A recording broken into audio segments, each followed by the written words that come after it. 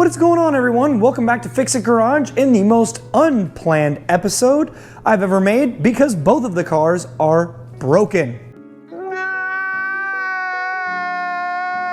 You can see here that this one is all torn apart, which we'll get into very shortly. And on the other side of the Subaru, that is all torn apart as well, which we'll get into what is going on here very soon.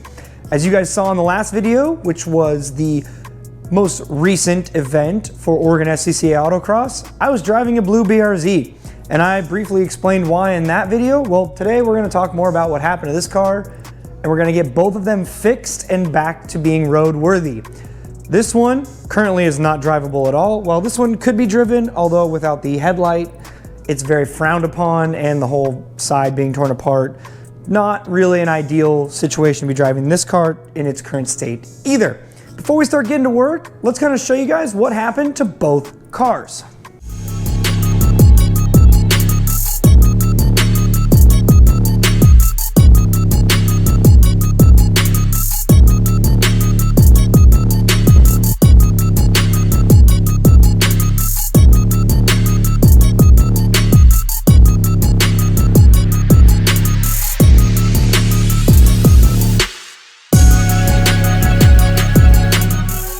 Let's go ahead and start with my CRV daily driver.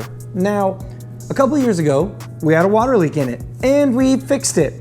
Well, it has a new water leak now present that is not coming from the sunroof drain tube. What happened was we went to go ahead, we were gonna clean the car, interior, exterior, make it look really good. Well, when we started doing that, we found some mold on the floor. When I picked up the carpet, it was very wet underneath, and that was an immediate red flag that there was a water leak. So we got right into leak testing, and initially it looked like the water was coming from the roof. So I went ahead and pulled all the roof panels off and resealed the roof, let it dry, leak tested it. Water is still coming in. As it turns out, there's a seam that runs right here, which you can see, and runs all the way up to here. Well, that's where it's leaking from, and right now, this piece of metal is very much in the way. So how do we fix that? What do we do? Well, I'm going to show you guys how you can fix this water leak here in a little bit. The trick will be involving drilling some holes here so we can get a seam seal tool inside of here to go ahead and seam seal, reseal this body seam, which should prevent it from leaking anymore in the future. So that's what this car's kind of current state is. Let's go take a look at the Subaru.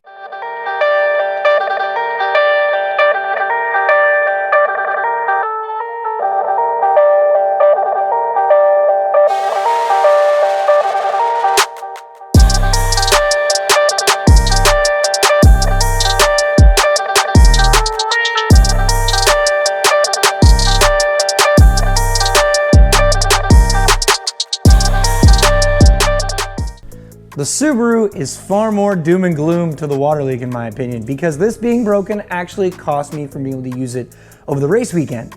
Now, what happened? Well, when we mounted up some 265s on my 18 by 9-inch wheels for some testing purposes, wanted to see how they fit. We wanted to use them in the next round to kind of try a different width tire. No big deal, right? Well, that's what we thought.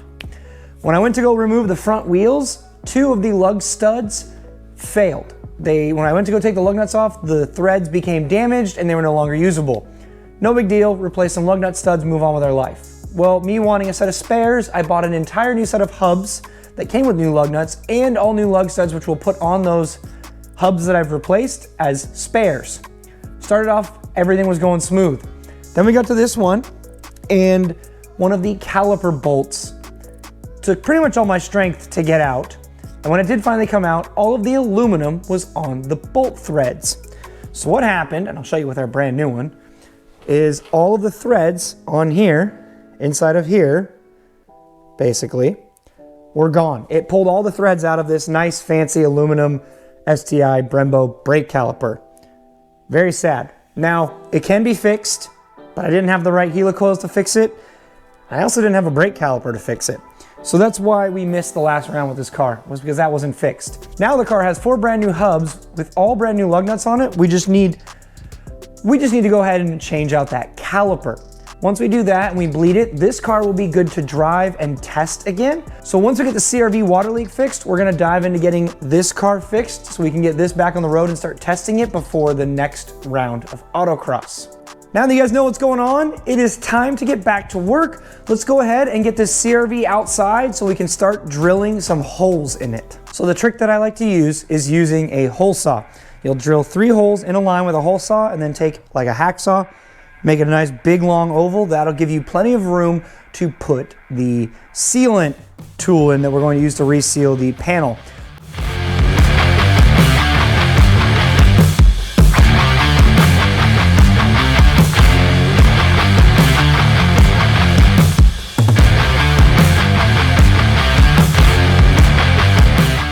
All right, so now we've got our hole cut out here, and you can see right here, that is the seam that we need to reseal. That's where water's getting in. So we're gonna need to get some sealant, and we're gonna need to reseal up as high as we can and let it go all the way down to where it actually ends. This should help prevent it from having a water leak in the future.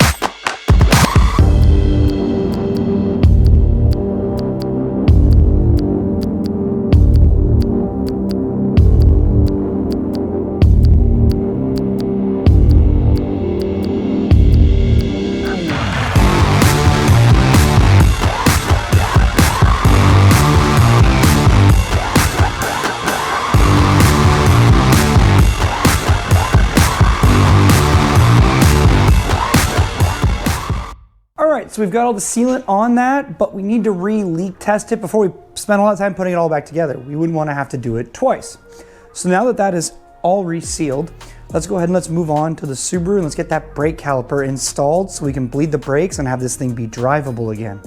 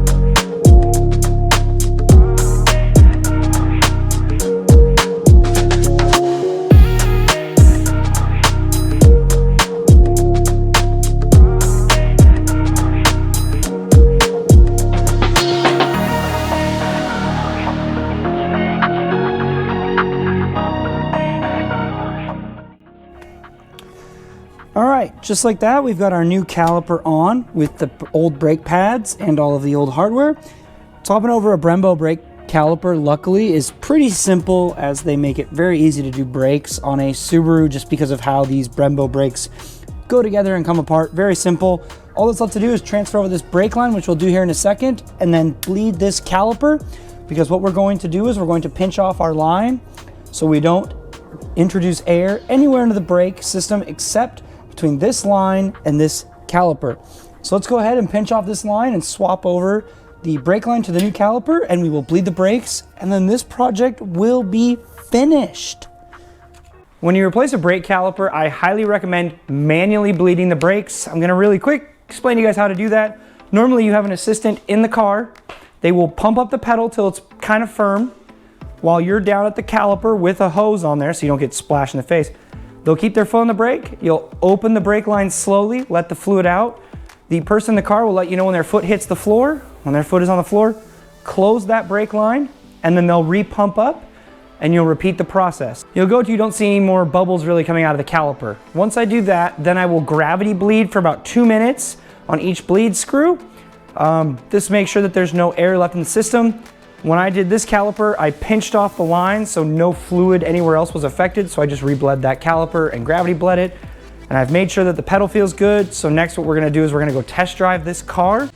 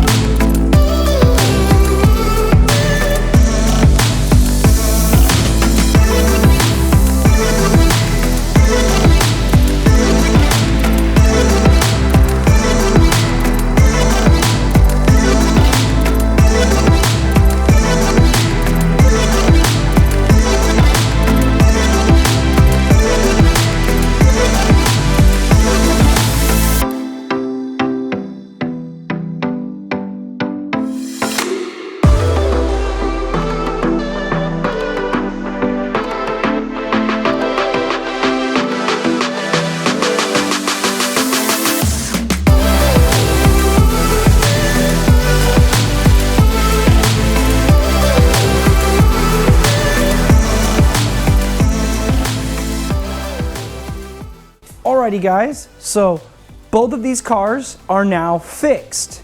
The CR-V has been leak tested. The Subaru, we're gonna go test drive for a minute, so stay tuned. You'll get to see some driving videos of this thing with the brakes all fixed.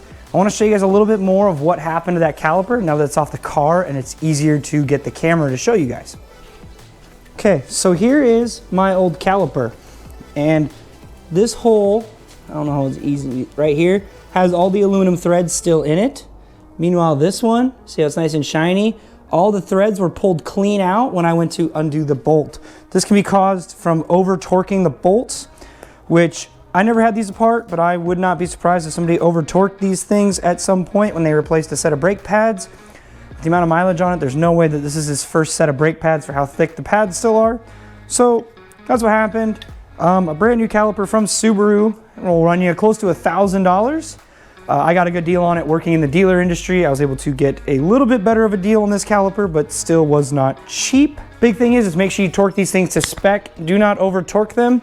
I have mine torqued to spec. I've also adjusted the wheel torque. I'm not torquing them quite as tight as I had them before because of the fact that I messed up these studs. So hopefully now I won't be messing up any studs in the near future. So let's quickly jump in the Subaru with Bob and let's go take it for a quick test drive.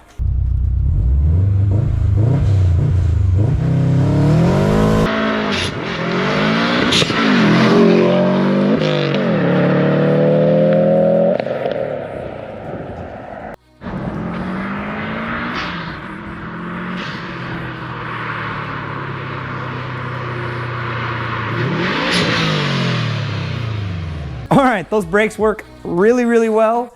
Better than I expected. Stops really nice now. Also found out that I can semi-launch this car. Didn't intend to do that, but also wanted to give it a shot. It does make the clutch a little hot and stinky, so we'll probably limit our use of launching this car. It's an autocross car. I don't need to be doing crazy launches, although it will help my times. I'll shave a little bit of time by launching, but probably not gonna do it. Other than that, the car worked fantastic, and the CR-V as well. That thing has been re-leak tested, no water's getting in, so both cars, we can call them fixed. So crisis averted on both cars. Unfortunately, it sucked to miss the last event with this, but now this car is completely ready to go for the next round, which makes me feel really good. Going to PIR next, and then followed by, we're gonna go up to my favorite place, Packwood, which I cannot wait to bring you guys all the videos from Packwood. But that is gonna do it for today, guys. I wanna thank all of you guys for watching. If you like what you saw, as always, don't forget to smash the like button, leave some comments down below, and don't forget to subscribe so you don't miss future videos. I've got a couple projects coming in here really soon. One of them is another German car, not an old Volkswagen, luckily, and it shouldn't be here as long. It won't be here as long, let's rephrase that. That's gonna be a fun little project that I've got lined up, but I'm already saying too much. But thank you guys all for watching. I'll see you guys in the next one.